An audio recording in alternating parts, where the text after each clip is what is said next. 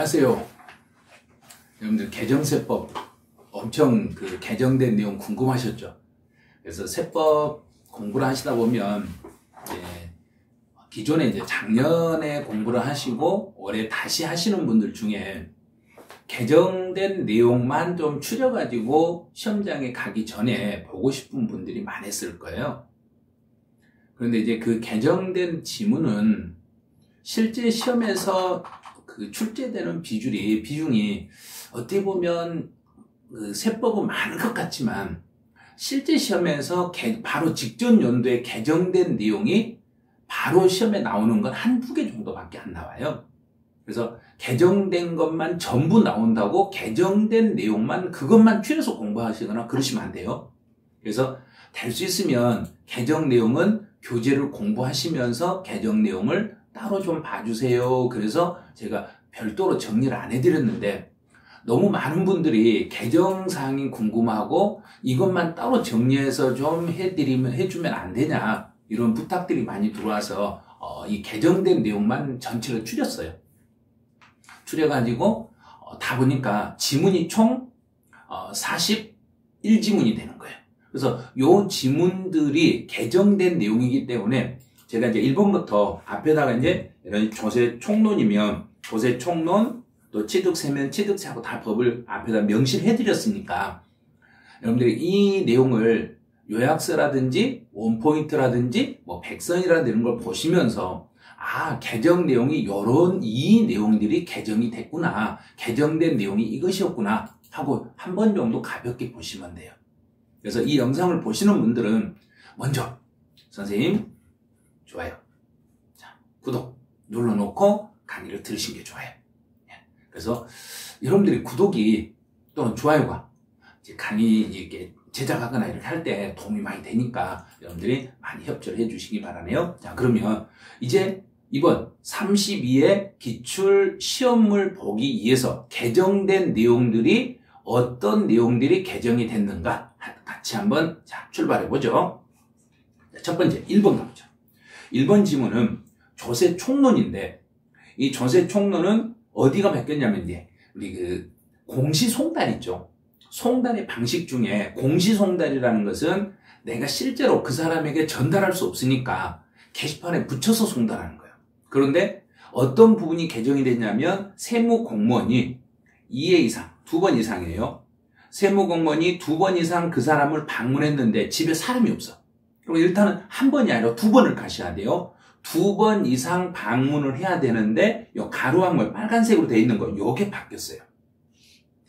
처음 방문한 날과 마지막 방문한 날 사이의 기간이 3일이라는 요 시간 3일 이상이어야 한다 이 말은 첫 번째 간 날하고 두 번째 다시 갔을 때까지 그 텀이 3일이 지난 다음에 다시 방문을 했는데도 사람이 없어가지고 제 날짜에 서류 전달이 불가능하게 되시면은 그때는 게시판에 붙여도 상관없습니다 이 말이에요.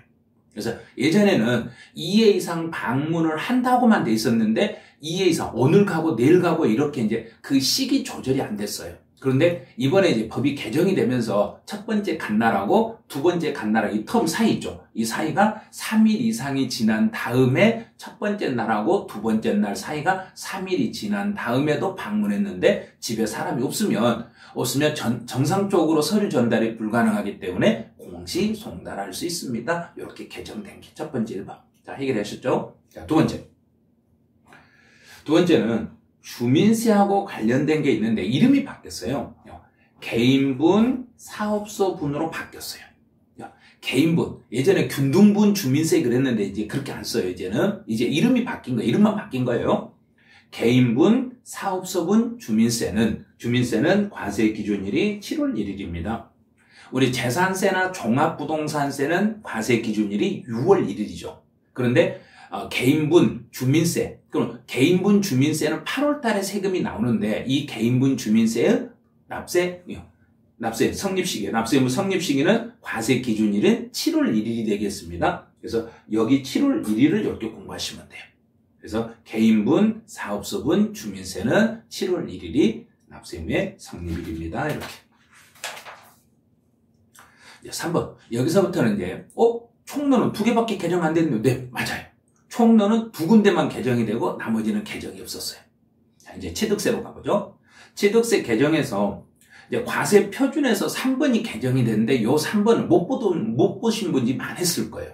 그래서 3번 같은 거 뭐냐면, 부동산을 취득할 수 있는 권리를 타인으로부터 이전받아. 그럼 분양권을 취득할 수 있는 걸 분양권이라고 생각하세요. 분양권을 타인으로부터 이전을 받을 때 내가 돈을 지불했을 때 돈을 지불하고 나중에 이제 잔금으로 왔나 보고 등기하려고 봤더니 내가 돈 준 것보다 돈이 떨어져 버렸네.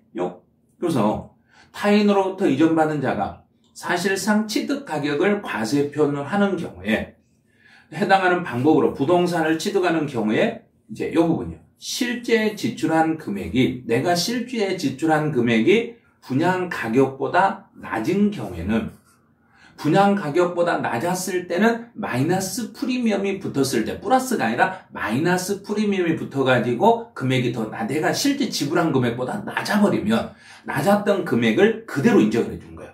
그래서 취득자의 실제 지출 금액을 기준으로 산정한 취득가액을 과세 표준을 한다. 이 말은 마이너스 프리미엄을 인정해서 과세 표준을 계산하겠습니다. 이 말이에요.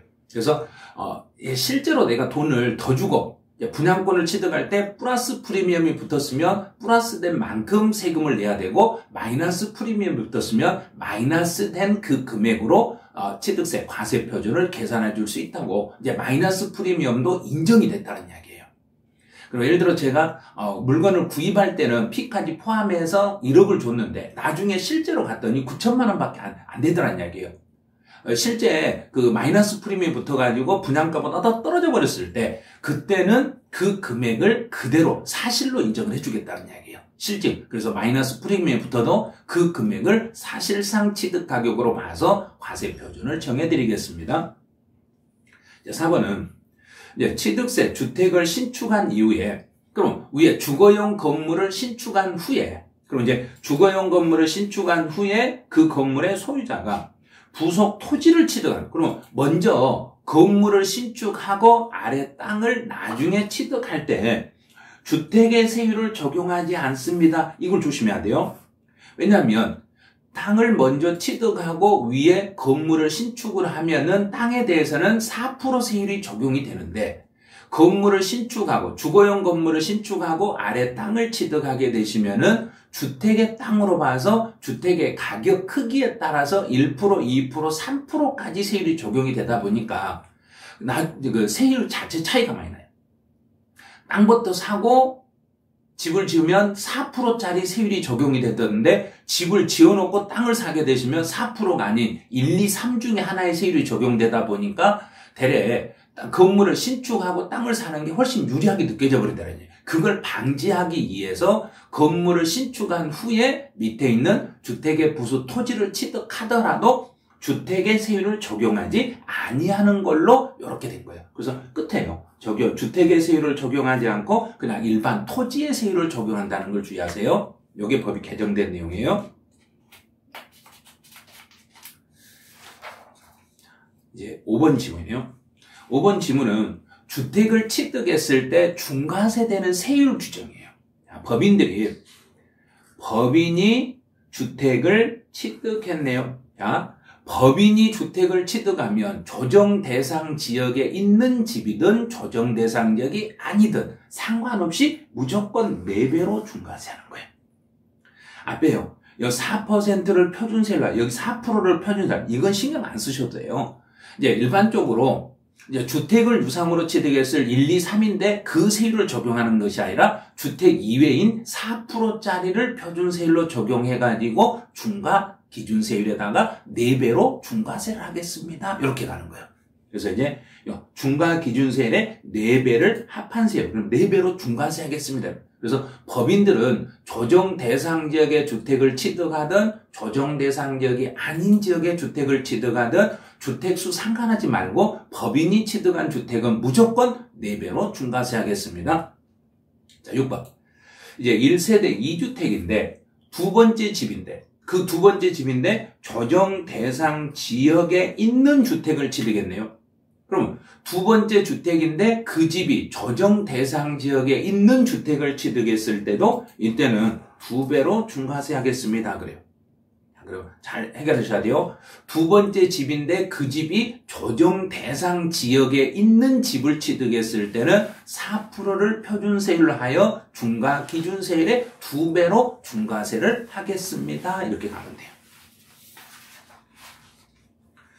7번은 또 똑같은 내용이에요. 1세대 3주택 이상인데, 이제 3개 이상이에요. 1세대 3주택 이상인데 조정 대상 지역에 있는 주택이네요. 조정 대상 지역에 있는 주택이고 세 번째 집이면 또는 세 번째나 네 번째나 다섯 번째 집, 세 번째 이상 되면은 이 경우도 4배로 중과세를 하겠습니다. 이렇게 가는 거예요. 8번은 조정 대상 지역에 있는 주택으로서 공시가격이 3억 이상인 주택을 증여네요. 무상으로 취득하는 경우에는 이 경우도 4배로 중과세 하겠습니다. 그럼 조정 대상 지역에 있는 공시가격이 3억이 넘는 집을 증여를 했을 때도 4배로 중과세가 되는데 여기서 주의할 것은 이제 단서예요. 1세대 1주택자가 소유한 주택을 배우자나 직계 존비속에게 무상 취득하는 경우에는 직계 존비속이 무상 취득하는 경우는 중과세를 적용하지 않습니다. 그럼 1세대 1주택자는 공시가격이 3억이 넘어도 중과세를 적용하지 않습니다. 이런 거예요. 그럼 1세대 2주택자가 조정 대상 지역에 있는 그 집을 증여할 때 공시가격이 3억이 넘는 집을 증여했을 때는 4배로 중과세 하겠습니다. 이렇게 적용을 하시는 거예요. 또 있네요. 그럼 이제 문제 지문을 여러분들이 이제 해석을 하실 때 이게 개정된 게 주택의 세율에서 개정된 게 너무 많았죠. 근데 주택의 세율에서 개정된 게 많았는데 여러분들 주택의 세율을 잡을 때 이제 아마 어느 정도 이제 배우신 분은 아셨을 거예요. 자, 두 번째 집을 한번 예를 들어볼게요. 두 번째 주택인데 내가 두 번째 주택인데 조정 대상 지역에 있는 집을 취득했다 그러면 2배로 중과세. 세 번째 집인데 조정 대상 지역에 있는 집을 취득했다 그러면 4배. 자, 그럼 이제 다 반대로요. 두 번째 집인데 조정 대상 지역 이외 지역에 있는 집이었다. 그럼 중과세 하지 않아요. 자, 세 번째요. 세 번째 집인데 조정 대상 지역 이외 지역에 있는 집이었다. 그럼 그때는 2배로 중과세. 자, 그럼 다시 네 번째 집인데 조정 대상 지역 이외 지역에 있는 주택을 취득했다. 그때는 4배로 중과세. 이렇게 되는 거예요. 그러니까 지문 잘 읽어보시면 그 안에가 전부 다 지금 기록이 돼 있으니까 참고로 다 한번 보시기 바라네요. 자, 9번. 9번은 여기서부터는 이제 고급 주택에 대한 규정인데 1구의 면적이 331을 초과하고 그러면 단독주택의 건물의 면적이 331을 초과하고 그 다음에 바뀐 게 이거예요. 시가 표준액이 9억을 초과한대. 여기서 주의할 게 시가 표준액이 9억 초과라는 거 이걸 조심하셔야 돼요. 작년까지는 6억이 초과된 주택을 고급 주택이라고 했는데 이제는 9억으로 바뀌면서 앞에요. 시가 표준액이라는 걸 주의하셔야 돼요. 실질 취득 가격이 아니라 시가 표준액이 9억을 초과하는 주택을 고급 주택이라고 해서 4배로 중과세가 되는 거예요. 10번. 이제 대지 면적, 단독주택의 대지 면적이 661을 초과하고 여기도 9억을 초과하는데 시가 표준액이 9억을 초과하는 주택이 사치성의 주택입니다. 그래서 단독주택의 면적은 331이었고 대지의 면적은 662. 대신에 고급주택을 판단할 때 가격 기준은 시가 표준액이 9억 원을 초과하는 주택이 사치성의 주택이었다는 거. 11번은 이제 엘리베이터네요. 그럼 엘리베이터가 설치되어 있네요. 그럼 엘리베이터 설치돼도 이것도 시가 표준액이 9억 원을 초과합니다. 고급주택은 전부 다 시가 표준액이 9억 초과로 다 바뀐 거예요. 그래서 단독주택이든 공동주택이든 시가 표준액이 9억 원을 초과하는 주택이 사치성의 주택으로 다 바뀌었다는 거. 시가 표준액이 9억 초과했다는 것만 주의해 주시면 돼요. 네, 12번은 이제 공동주택이에요. 공동주택이었을 때는 이제 전체 면적 중에서 공용 면적을 빼고 내가 전용할 수 있는 면적이 245를 초과하고, 자, 245를 초과하고 여기도 시가 표준액이 9억 원을 초과하는 주택이 사치성입니다. 언제나 사치성인 고급주택은 시가 표준액이 9억을 초과하는 주택이었다는 걸 이거 잊으시면 안 돼요. 실지 취득 가격이 아니라 시가 표준액이 9억을 초과하는 주택을 사치성의 주택이라고 하시면 돼요. 13번은 납세 의무자 규정인데, 이거는 내가 취득세 신고를 안 하니까 채권자, 나에게 돈 받을 수 있는 채권자가 대위 등기를 하고자 하는 대위 등기를 하고자 하는 채권자는 나를 대신해서 취득세 신고를 할 수 있어요. 한다가 아니라 할 수 있어요. 취득세 과세 물건을 취득한 자를 대위하여 신고할 수 있습니다. 그래서 대위, 그러면 채권자가 대신하여 납세 의무자를 대신하여 취득세를 신고할 수 있는 규정이 올해부터 신설됐어요. 그런데 신설됐는데 여기서 주의할 것은 대위자가 취득세를 신고하면 이미 취득세 신고를 받았잖아요. 그러면 신고받았던 지방자치단체장은 그 사람이 또 신고하는 걸 방지하기 위해서 대위자가 취득세 신고가 들어오면 즉시 그 신고 사실을 그 납세 의무자에게 통보를 해줘야 돼요. 여기서는 즉시라는 걸 주의하세요. 즉시 통보를 해주셔야 돼요. 시간을 며칠 있다 신고를 통보해주면 상대방이 그 물건을 취득한 사람이 취득세 신고서를 다시 제출해버릴 수가 있어요. 그러면 이중신고가 되다 보니까 이중신고를 방지하기 위해서 대위자가 신고했을 때 지방자치단체장은 그 납세 의무자에게 즉시 통보하게, 신고 사실을 즉시 통보하게 돼 있었다는 거 기억을 해주시는 게 좋아요. 14번은 요거는 지문이 긴데 이거는 어떤 내용이냐면 이제 제가 한 개 집을 가지고 있는 사람이 또 집을 하나 또 샀어요. 그럼 두 번째 집이죠. 두 번째 집을 샀으면 새로 새 집 사고 옛날 집을 일반적인 경우는 3년 안에 팔아야 되고 둘 다 조정 대상 지역에 있는 경우에는 1년 안에 옛날 집을 팔으셔야 돼요. 그런데 일반적인 경우 3년이나 또는 1년 안에 종전주택을 양도하지 못했을 때, 팔지 못했을 때는 다시 이제 중과세로 추징을 당하는데 그 중과세를 추징할 때 가산세를 포함하여 가산세를 포함해서 보통징수 방법으로 징수한다는 그 규정이 14번 이게 신설돼서 들어온 거예요. 이거는 참고용으로 한번 봐주셔도 될 것 같아요. 이제 15번은 재산세는, 그러면 등록면허세는 개정된 게 없었나요? 네, 없어요. 등록면허세 딱 하나 있었는데, 뭐가 있었냐면, 등록면허세도 대위자가 등록면허세를 대신 신고할 수 있어요. 똑같이 취득세와 똑같겠죠? 그럼 등록면허세도 채권자인 대위자가 등록면허세를 대신 신고하면 그 지방자치단체장은 등록면허세 신고를 받았으니까 그때도 즉시 납세의무자에게 통보하는 규정은 등록면허세나 취득세가 똑같으니까 등록면허세에서 따로 정리를 안 해드린 거예요. 그건 같은 규정으로 보시면 돼요. 자, 15번. 재산세에서는 어떤 게 바뀌었냐면 수탁자 명의로 등기가 되었어요. 수탁자 명의로 등기가 돼도 원래 신탁재산의 원래 주인은 위탁자였기 때문에 위탁자를 납세의무자로 요게 바뀌었어요. 예전에는 수탁자가 납세의무를 졌지만 이제부터는 위탁자를 납세의무자로 하겠습니다. 16번은 이번에 이제 1월 달에 바뀌고 7월 달에 또 바뀌었어요, 이게. 이제 연속으로 연도 중에 한 번 더 바뀐 규정이에요. 1세대 1주택이고 시가 표준액이 9억 이하인 사람은 9억 이하인 주택이 한정이 돼요. 시가 표준액이 9억 이하인 주택을 가진 1세대 1주택자에 대해서는 재산세 주택의 일반적인 0.1에서 0.4의 세율을 적용하지 않고 그 세율보다 더 낮은 세율로 가는 특례 세율 규정이 신설됐어요. 그래요. 그래서 1세대 1주택인 경우에는 0.05%에서 0.35%의 세율을 적용합니다. 그랬어요. 이게 특례 세율, 특별한 세율로 바뀐 거예요. 단 1세대 1주택이고 시가 표준액이 9억 안 된 경우에 한해서만 이렇게 특례 세율이 적용되는 거예요. 그럼 1세대 1주택 해당 여부를 판단할 때 신탁법에 따라 신탁된 주택은, 그러면 신탁된 주택은 누구 걸로 봐요? 그럼 앞에서 봤잖아요. 위탁자 소유의 주택으로 보겠습니다.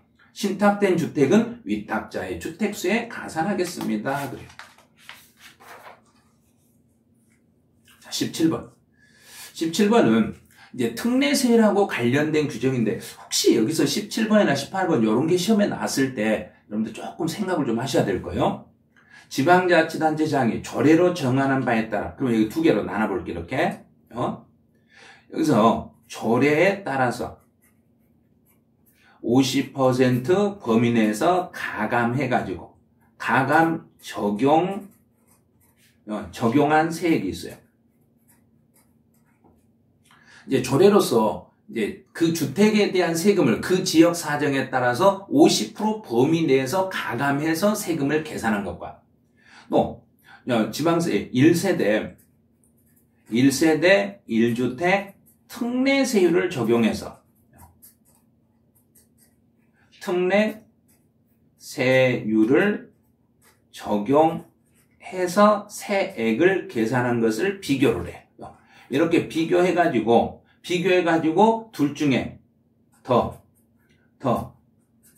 낮은 세액을 적용하게끔 이렇게 돼 있어요. 왜냐하면 특례세율을 적용해서 세금을 깎아주니까 둘 중에 더 낮은 세율로 이렇게 가게 돼 있는 거예요. 보죠. 가감한 세율을 적용한 세액이 1번이 1세대 1주택에 대한 세율 특례의 세율을 적용한 세액보다 적은 경우 1번이 2번보다 적었을 때는 그때는 1세대 1주택 특례 세율을 적용하지 않습니다.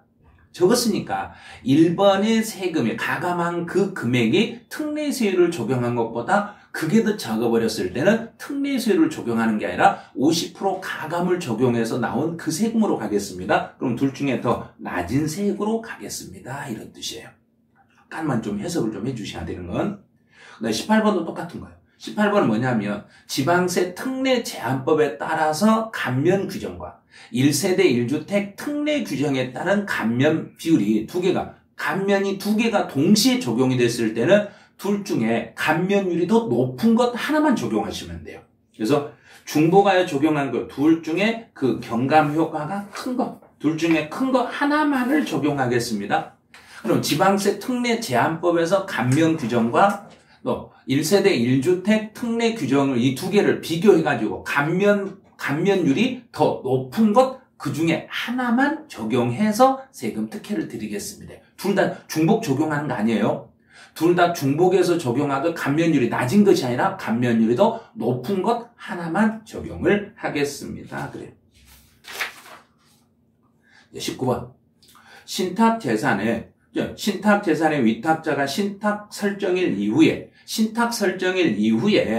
이제 법정기일이 도래하는 재산세다. 이 말은 내가 신탁재산을 누군가에게 넘겨놓고 법정기일이 도래해가지고 내가 세금을 못 내가지고 내 재산을 그래서 위탁자의 다른 재산으로요. 위탁자의 다른 재산에 대하여 체납 처분을 하여도 징수할 금액에 미치지 못할 때 이 말은 위탁자가 세금을 안 내가지고 위탁자의 재산을 압류해서 매각하더라도 더 지금 징수할 금액에 부족하면 신탁 재산이 있다는 걸 확인했을 때는 수탁자에게 너 들고 있는 그 신탁 재산을 정부에게 내놔라 할 수 있다는 이야기예요. 이 경우에 수탁자는 그 신탁 재산으로서 위탁자의 재산세를 납부할 의무가 있습니다. 이 말은 수탁자는 자기 재산이 아니라 위탁자의 재산을 내가 손에 들고 있기 때문에 내가 들고 있는 재산으로 위탁자 대신 위탁자가 지금 더 이상 납부할 능력이 안 되니까 자기 손에 들고 있는 이 위탁자의 물건을 그걸 가지고 위탁자 대신 납부할 수 있습니다. 이런 뜻이에요.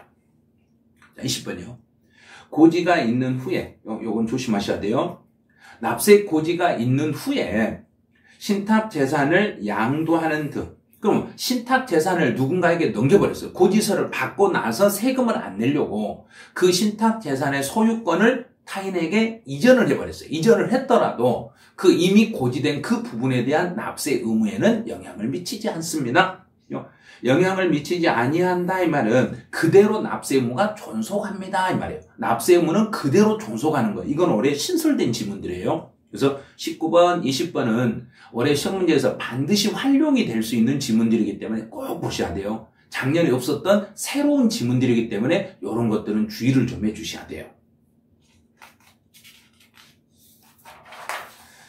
21번. 21번도 이제 신탁 재산하고 관련된 연속된 지문이에요. 신탁재산의 수탁자가 변경이 됐네요. 수탁자가 변경이 됐더라도 새로운 수탁자는 이전의 수탁자에게 고지된 납세물을 그대로 승계하면 돼요. 그러면 앞에서 나에게 승계가 됐더라도 나에게 새로 시작하는 게 아니라 그 앞에 수탁자에게 했던 행위를 그대로 승계하기 때문에 납세의무가 그대로 유지가 된다 이러면 돼요. 수탁자가 승계가 됐더라도 이미 앞 수탁자에게 했던 행위를 그 뒤에 있는 수탁자가 그대로 인계받아서 승계받아서 그대로 유지가 되겠습니다. 이렇게 해석하시면 돼요. 22번. 최초의 수탁자에 대한 신탁 설정일을 기준으로, 그러면 최초의 수탁자에게 대한 신탁 설정일을 기준으로 신탁 재산에 대한 현재 수탁자에게 납세문제의 재산세 등을 징수할 수 있습니다. 그럼 지금 가지고 있는 사람을 기준으로 판단하는 게 아니라 최초 수탁자에게 했던 행위를 기준으로 납세 의무를 정하겠습니다. 이 말이에요.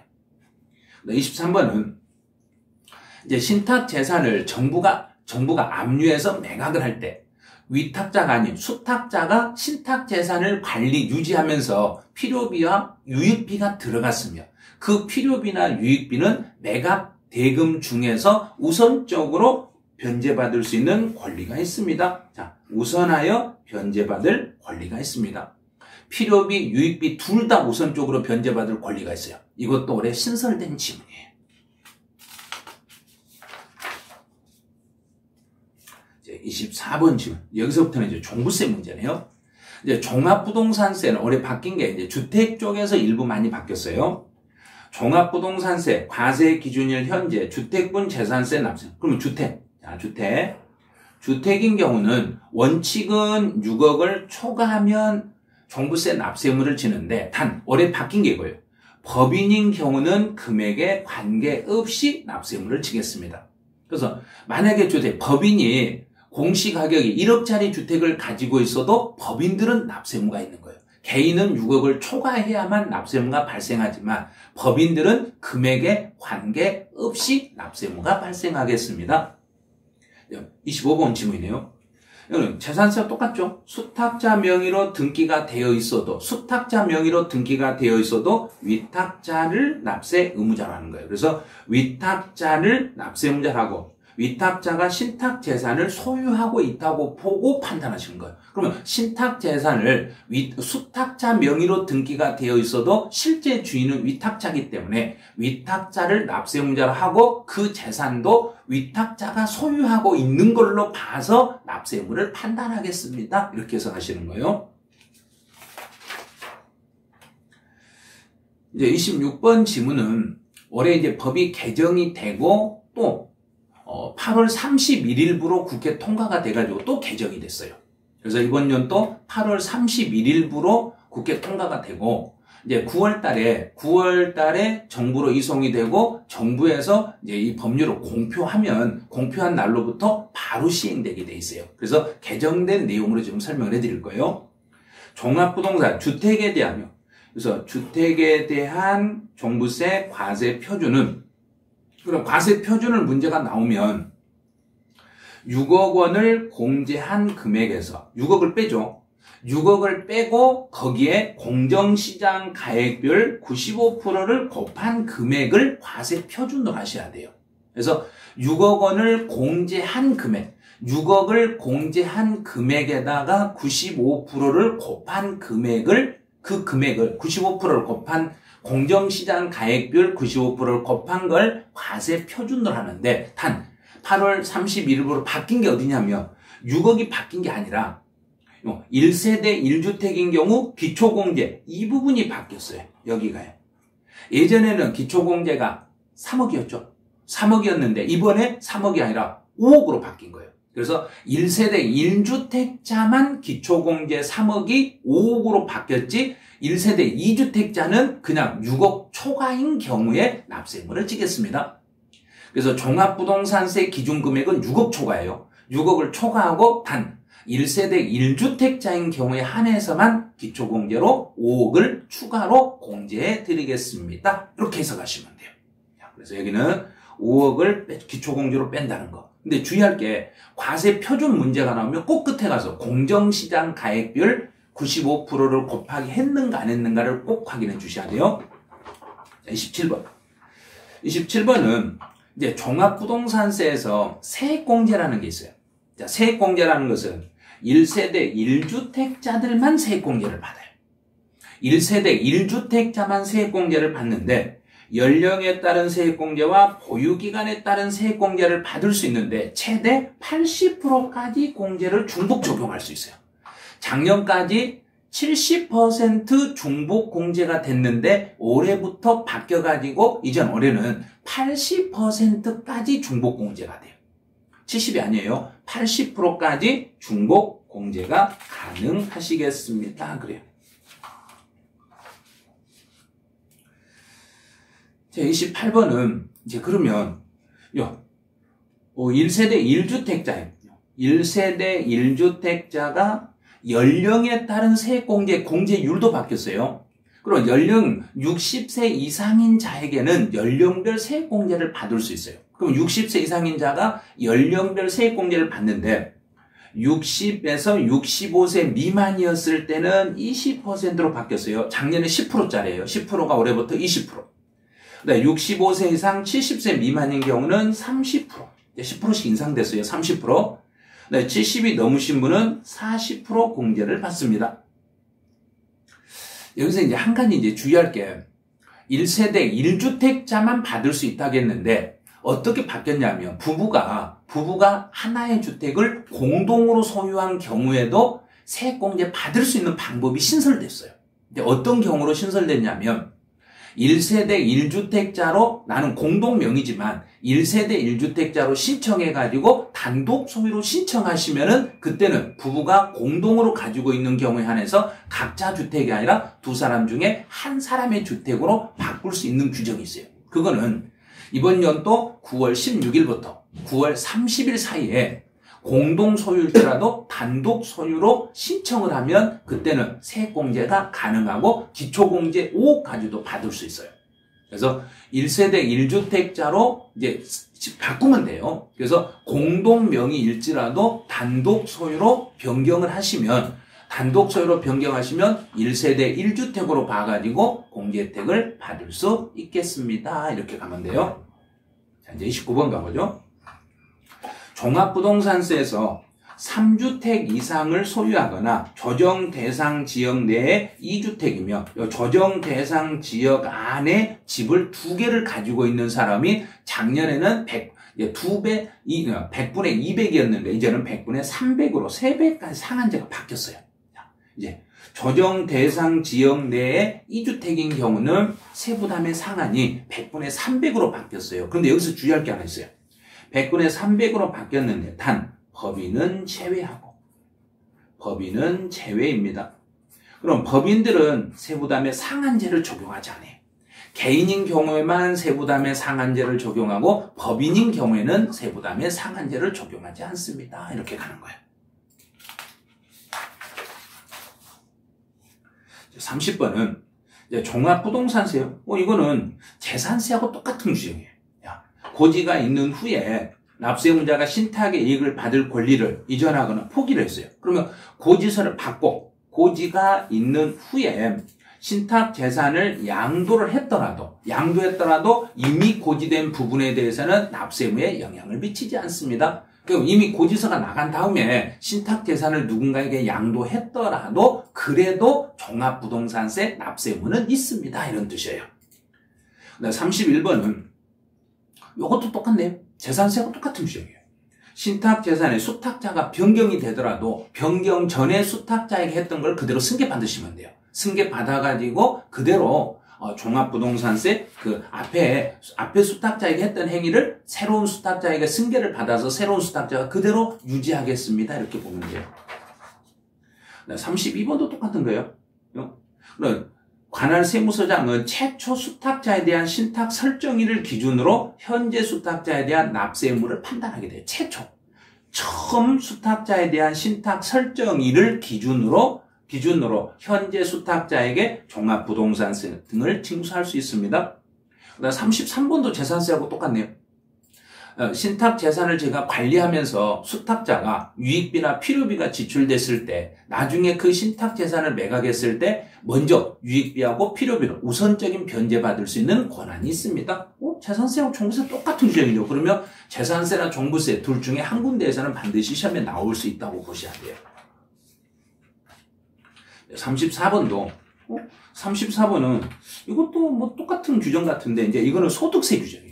이제 또 신탁과 관련된 게 그럼 이제 종부세가 소득세에서 몇 개가 바뀌는 거 보죠. 신탁 재산의 기속에 대해 신탁을 받을 이익을 그러면 신탁 재산에서 이득이 발생이 됐어요. 그러면 이득이 발생이 됐으면 그 이득은 수익자를 납세의무자로 해요. 수익자 그러면 이득을 받을 자가 지정이 돼 있으면 그 수익자를 납세의무자로 하고 만약에 수익자가 사망을 해버렸다. 그럼 그 재산, 그 이득이 발생한 소득을 가져가 놓고 사망했으면 대신 상속인이 대신 내시면 돼요. 그런데 수익자가 특별히 정해지지 않았을 때는 그때는 원래 주인인 위탁자가 내는 거예요. 35번은 이제 비과세하고 관련된 규정인데 이번에 뭐가 들어왔냐면 분양권도 주택으로 들어왔다는 것만 주의해 주세요. 그래서 주택과 조합원 입주권, 여기서 조합원 입주권 또는 분양권을 보유하다가 그러면 만약 예를 들어 제가 집이 한 채 있고 분양권 하나가 있으면 1세대 2주택으로 보는 거예요. 2주택으로 보고 그 중에서 주택을 양도하는 경우는 2주택 중에서 하나를 양도했기 때문에 비과세를 못 받아요. 작년까지는 분양권은 주택이 아니었기 때문에 집 하나를 가지고 있고 분양권 하나를 가진 사람이 주택을 팔았을 때는 1세대 1주택으로 보고 비과세를 받았지만 올해부터는 주택 하나하고 분양권 하나를 이렇게 들고 있으면 1세대 2주택으로 봐가지고 주택을 먼저 팔았을 때 이 경우에 과세로 바뀌어버렸다는 걸 주의해 주시기 바라네요. 36번은 이제 보유기간이에요. 1주택에 대한 보유기간을 계산할 때도 이것도 바뀌었어요. 그래서 주택을 2개를 가지고 있다가 이번 연도에 집 한 채를 팔고 최종 1주택이 되면 이 1주택을 예전에는 당초 최초 취득일로부터 2년 이상을 보유하면 비과세를 받았지만 이번부터 이제 법이 개정이 돼가지고 2개의 집을 가진 사람이 그 중에 하나를 양도하고 하나가 이제 마지막 하나가 남았죠. 최종 1주택이 되면 그 최종 1주택이 된 날로부터 다시 2년 보유를 하셔야 돼요. 그래서 예전에 보유기간은 리셋되고 처음부터 다시 2년 보유하셔야 돼요. 그래서 최종 1주택만을 보유한 날로부터 다시 2년을 보유해야만 비과세 혜택을 받을 수 있습니다. 그래서 그 기존에 집이 2개 있는 사람이 하나를 팔게 되셨으면 하나를 팔아서 세금을 내고 그리고 나머지 하나에 대해서 비과세를 받고 싶으면 최종 1주택이 된 그날로부터 다시 2년 보유를 해야만 비과세 혜택을 받을 수 있습니다. 이렇게 가는 거예요. 37번. 37번은 이제 장기보유 특별공제하고 관련된 규정인데 1세대 1주택자예요. 그러면 1세대 1주택자는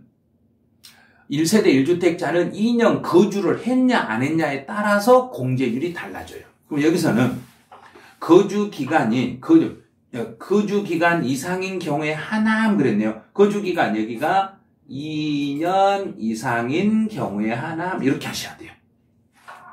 자, 거주기간이 2년 이상을 채웠으면 보유기간에 대한 공제율 4%, 거주기간에 대한 공제율 4%, 그럼 보유에 대한 공제 40%, 거주에 대한 공제 40% 합쳐서 최대 80% 공제를 받을 수 있습니다. 그런데 2년 거주 요건을 충족하지 못했을 때는 장기보유 특별공제를 못 받는 게 아니라 2년 거주 요건을 충족하지 못했을지라도 매년 2%씩 공제를 받아가지고 최대 30%까지 공제 혜택은 받을 수 있어요. 그래서 1세대 1주택자고 고가주택이었을 때 2년 거주 요건을 충족하면 보유기간별 4%, 거주기간별 4%를 합해서 최대 80%까지 받을 수 있어요. 그런데 2년 거주 요건을 충족하지 못했을 때는 거주기간별 공제를 못 받아요. 거주 안 했으니까. 보유기간별 공제율이 4%가 아니라 2%로 바뀐다는 걸 주의하세요. 2%씩 공제를 받아가지고 최대 30%까지만 공제를 받겠습니다. 그래서 여기는 2년 이상 거주하면 보유기간의 4%, 거주기간의 4%, 최대 80%까지 받을 수 있었습니다. 이게 장기보유 특별공제 올해 개정사항이에요.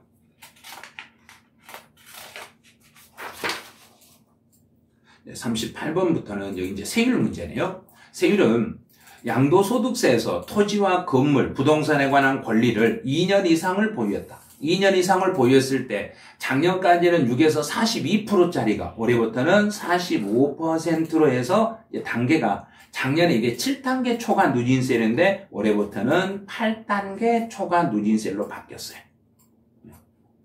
8단계 초과 누진세율로 바뀌었습니다. 이렇게. 7단계가 아니라 8단계 초과 누진세율로 개정이 됐습니다. 이렇게 가는 거예요. 그럼 이제 한번 6%짜리 한번 봐볼까요? 6%짜리는 과세 표준이 1,200만 원 이하가 되면 1,200만 원 이하가 됐을 때는 가장 낮은 6%를 적용하시고 네, 과세 표준이 10억 원을 초과하게 되시면 가장 높은 45%짜리 세율을 적용합니다. 이 정도는 알아두신 게 좋아요. 39번은 이제 주택하고 조합원, 입주권, 분양권에 대한 세율이 완전 개정이 됐어요. 이거는 이번 연도 6월 1일부터 법이 개정이 됐어요. 예, 주택하고 조합원, 입주권에서 미등기는 70% 그대로예요. 그런데 1년이 안 됐을 때는 주택이 1년이 안 되면 70%, 1년에서 2년 사이면 60%, 2년 넘어야만 6에서 45%로 가요. 이제 주택은 1년이 안 되면 70, 1년에서 2년 사이면 60, 2년 넘어야 6에서 45%. 대신에 분양권은 1년이 안 되면 70%. 1년 넘으면 무조건 60%, 2년 넘어도 60%. 그래서 분양권은 1년이 안 되면 70% 세율로 가고 1년이 넘는 것들은 무조건 60% 세율을 적용하는 걸로 이렇게 개정이 됐어요.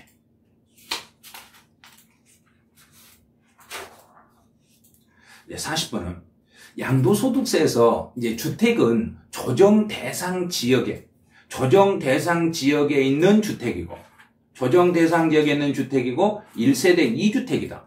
집을 제가 2개를 가지고 있는데 그 중에 조정 대상 지역에 있는 주택을 양도하면 작년까지는 할증이 10% 할증인데 올해부터는 20% 할증이에요. 그래서 이런 경우는 20% 할증해서 과세하니까 6에서 45%가 아니라 거기다 20%를 더하니까 26에서 65% 세율로 올라가는 거예요. 이제 1세대 3주택자고 조정 대상 지역에 있는 주택이면 30% 할증 과세예요. 30% 할증이니까 이 경우는 6에서 45에다 30을 더하니까 36에서 75, 36에서 75까지 세율로 바뀌는 거죠. 그래서 1세대 2주택이고 조정 대상 지역에 있는 주택이었더라면 20% 할증.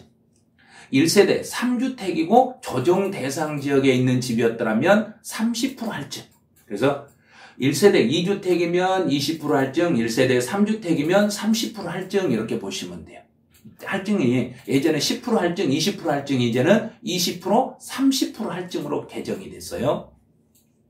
네, 기타 자산인 경우, 양도소득세 세율에서 기타 자산인 경우는 보유기간 묻지 말고 6에서 45%예요. 가장 높은 세율 45%. 예전에 42%짜리가 6에서 45%로 이렇게 개정이 된 거예요. 이제 개정된 것은 여기가 전부예요. 그럼 개정된 것은 여기까지가 우리 시험용으로 개정된 거 이게 전부예요. 그래서 이거 수업 시간에 다 배운 거잖아요. 그렇죠. 그런데 수업 시간에 다 배웠는데 개정된 것만 따로 추려가지고 볼 수 있는 방법이 없나요? 이렇게 자꾸 문의를 해서 개정된 것만 따로 추려드렸어요. 추려가지고 다시 한번 설명을 해드린 거예요. 그래서 이 개정된 것만 궁금하다. 그럼 개정된 건 너무 막 세밀하게 깊이 들어가지 마시고요. 요렇게 개정이 됐네? 개정된 문구가 요 지문이네? 근데 옛날 문구는 알 필요가 없어요. 개정이 된 지문만 봐야 되니까 제가 개정된 지문으로만 지금 알려드린 거예요. 이게 이렇게 개정이 돼요. 그래서 색깔이 제가 이제 중간중간 빨간색으로 표시된 그 부분이 있을 거예요. 그 빨간색으로 표시된 부분을 잘 읽으시다 보면은 요 내용은 이렇게 개정이 되고 요거 신설됐네. 옛날에 없던 지문인데 이번에 신설된 지문이고 근데 다 합쳐서 41개밖에 안 돼요. 몇 개 안 돼요. 41개 선생님 많잖아요, 우리. 많다면 많고, 그렇게 많지는 않아요. 이 정도면 충분히 여러분들은 할 수 있죠. 왜냐면, 그 세법칙 한 권, 그 두 권부터 다 했잖아요. 다 했는데, 이미 개정된 내용을 다 정리를 했는데, 한 번 더 불안해 하시니까 지금 해드린 거예요. 그러니까 너무 불안해하지 마시라는 이야기예요. 시험은 불안해하시면 안 돼요. 일단, 시험장에 가서는 이제 떨거나 그러시면 안 돼요. 불안해하시지 말고, 했던 거, 우리가 공부했던 내용을 그대로 시험에서 나오니까 했던 내용만 그대로 맞춰주시면 돼요. 우리가 합격을 만들기 위해서 지금까지 공부를 한 거니까요. 여러분들 합격을 꼭 만들으셔야 돼요. 그래서 합격 만들고 여러분이 할 일, 세법 메가랜드 아시죠? 그래서 공인중개사 시험은 메가랜드, 메가랜드가 최고 아시죠? 그래서 꼭 그 합격하시고 나서 메가랜드에서 강의를 들으면 여러분들은 무조건 합격이다. 100% 합격을 보장한다. 그래서 메가랜드에서 강의를 들었더니 너무 좋았다. 그래서 메가랜드 세법, 저 이성원, 또 우리 임기훈 선생님 있잖아요. 임기훈 선생님. 메가랜드에서 세법 두 사람이면 여러분들의 세법을 책임질 수 있으니까 저희 메가랜드 믿고 또 공부하셨으니까 여러분들 꼭 합격하셔가지고 좋은 실무에서도 세법 때문에 부자 되시고 또 실무에서 많이 이제 계약서 많이 쓰시고 많이 돈을 벌 수 있겠죠. 많이 벌으시면 또 선생님들 이제 고생한다고 여러분들이 어쩌다 한 번씩 지나다니는 길에 학원 지나가네요. 우리 선생님 계실까? 하고 한 번씩 올라보시고 또 이제 혹시 궁금한 사항이 있거나 그러시면 나중에 이제 실무하실 때 실무는 그 밴드에 실세 클럽이라는 데가 있어요. 그쪽으로 들어오셔가지고 거기에 질문 남기고 거기서 상담 받을 수 있도록 그렇게 보시기 바라네요. 여러분들 모든 분들 다 합격하시고 또 시험 끝나고 나면 여러분들 이제 아마 지금하고 다른 세상이 펼쳐질 거예요. 그래서 다른 세상에서 또 여러분들 좋은 모습으로 만나기를 바라고 개정세법 또 개정된 지문 모든 제가 마무리 정리 여기서 해드리고 여러분들 이제 합격만 하면 할 수 있는 그날만 기다리시기 바라네요. 그래서 머지않아서 합격을 만들 수 있으니까 최선을 다해서 마지막 마무리 잘 하시고 또 합격 만드시고 합격 만들고 나면 세법은 메가랜드, 중개사도 메가랜드 아시죠? 자, 그래서 여러분들 꼭 합격하시기 바라네요. 자, 그러면 여러분들 합격 약속 됐죠? 자, 약속했죠? 합격 약속했으니까 여러분들 다 합격하실 거예요. 자, 모든 분들 여러분들 시험 잘 보시고 꼭 합격하시고 좋은 결과 만드시고 합격하셔서 여러분들 모두 부자 되시기 바라네요. 자, 그러면 안녕.